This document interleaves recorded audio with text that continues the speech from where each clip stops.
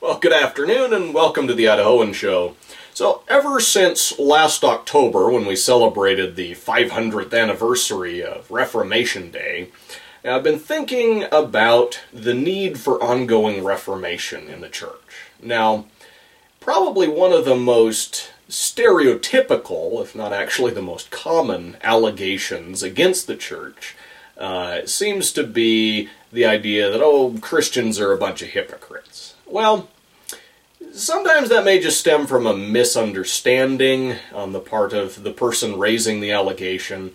You know, on the one hand, we claim that sin is bad, and on the other hand, we claim that we're all sinners. Maybe to some people that sounds like hypocrisy, when the reality of it is, you know, we're just saying that, yeah, sin is a problem that we all struggle with, and then the atonement of Christ is the solution to the problem of sin, and that's what Christianity is all about, is presenting that solution.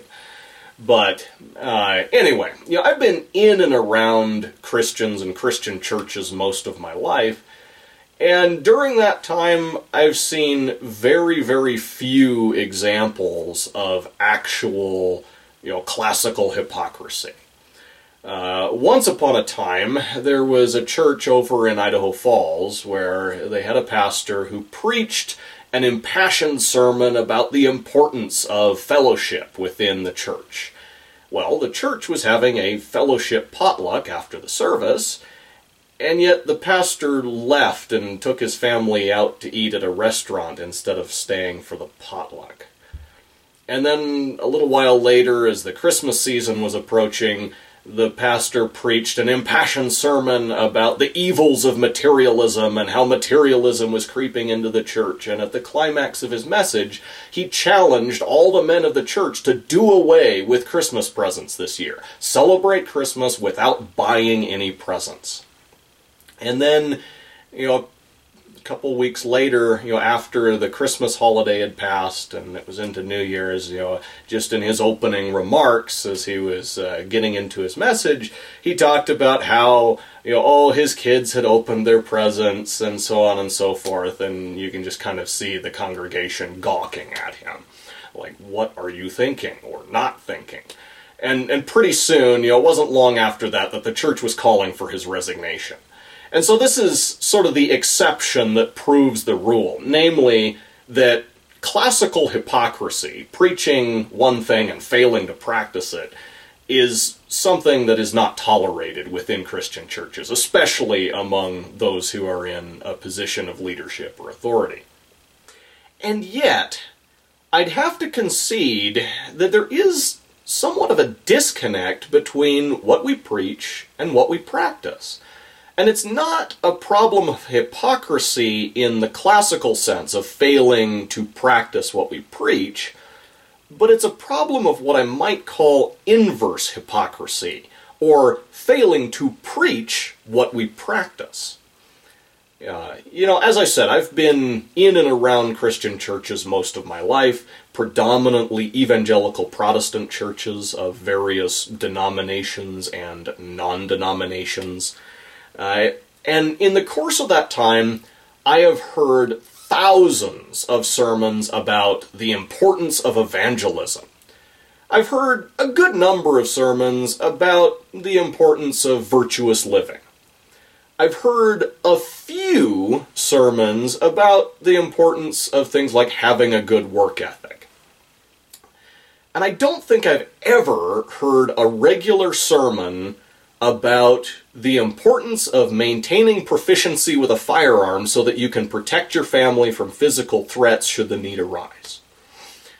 And so, if we were to assume that what is preached in evangelical Protestant churches is representative of what evangelicals, you know, believe and value and practice, then we would probably expect that most evangelicals would spend most of their lives out doing evangelism, you know, and paying attention to virtuous living in the process, and that every once in a while, when they need a little extra money for one of their evangelical endeavors, they would work a regular job and have a good work ethic about it. And they probably wouldn't care too much about defending their families from physical threats.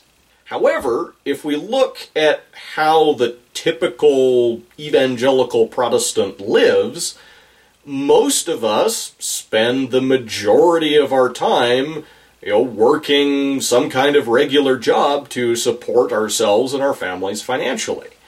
Hopefully we're being attentive to virtuous living in the process, or in the meantime. Most evangelicals are at least periodically involved in some kind of evangelical activities, whether it's taking a short-term mission trip every few years, or helping out with outreach activities at the church that they attend. But it's usually a relatively small time commitment. At least here in Idaho, I would say that the average evangelical Protestant male probably spends more time training with firearms so that he can defend his family should the need arise than he does participating in evangelical outreach type of activities. And so this begs the question of why the disconnect? And that's a question I can't answer for every person or for every church. I would speculate that maybe in some cases there are pastors who actually think that everybody is supposed to be a full-time evangelist, and that's why they preach the way they do. In probably a more common case would be that we've just compartmentalized our lives to the point where religion has been relegated to one aspect of our life rather than our faith being the foundation that directs and motivates every aspect of our life. And so I think for me and for all my Christian brothers out there, the challenge here would be to examine our lives, examine our daily routine, and make sure that for anything we do, or especially for anything that we devote significant time or resources to, that we can discuss and explain how it relates to our faith, how it's motivated by our faith at a fundamental level. Or if we find that it's not consistent with our faith, then that would be an opportunity for us to make changes in our routine. But anyway, I think that concludes my philosophical ramblings for today. Thank you for watching the Idahoan Show.